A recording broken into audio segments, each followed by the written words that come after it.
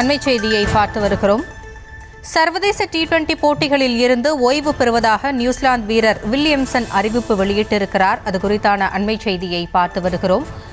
இது குறித்த விவரங்களோடு இணைகிறார் நம்முடைய செய்தியாளர் அஜய். விவரங்களை வழங்கலாம்.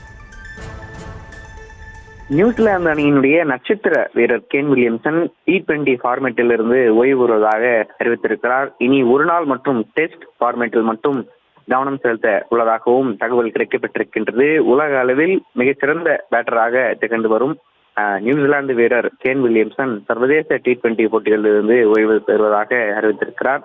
35 வயதாகும் கேன் வில்லியம்சன் 2011ஆம் ஆண்டில் T20 ஃபார்மேட்டில் அறிமுகமாகி 93 போட்டிகளில் விளையாடி இருக்கிறார். அதில் சராசரியாக 33 போட்டிகளில் விளையாடி சுமார் 2575 ரன்கள் குவித்திருக்கிறார். அதில் 18 அரை சதங்களும் அடங்கும்.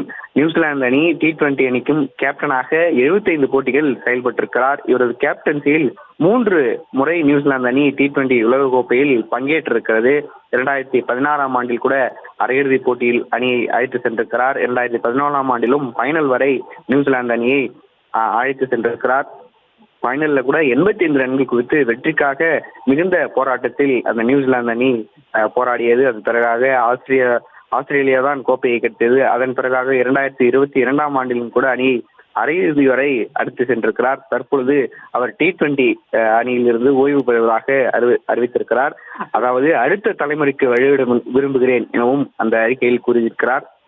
குறிப்பாக எதிர்பார்த்ததை விட T20 ஃபார்மேட்டில் அதிக ஆண்டுகள் விளையாடிவிட்டேன். மறக்க முடியாத பல நினைவுகளை கொடுத்தது. நிறைய அனுபவங்களை நியூசிலாந்து T20 அணியில் கற்றுக்கொண்டிருக்கின்றேன் என்பதையும் அவர் அந்த அறிக்கையிலே தெரிவித்திருக்கிறார்.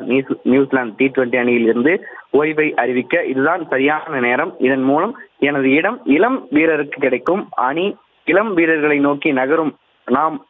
நாம் தான் வழிவிட வேண்டும். அப்படி வழிவிட்டால் தான் அணிக்கு நல்ல விஷயங்கள் நடக்கும் என்பதையும் அந்த அறிக்கையிலே அவர் தெரிவித்திருக்கிறார்.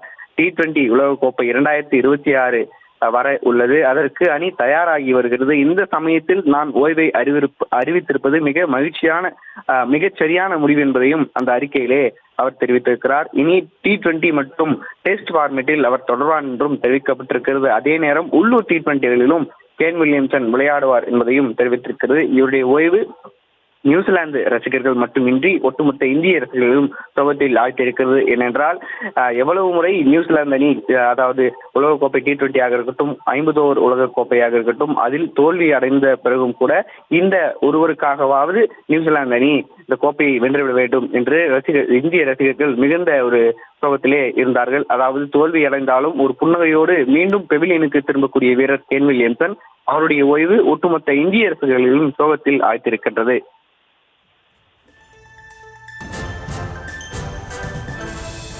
விவரங்களுக்கு நன்றி அஜய்.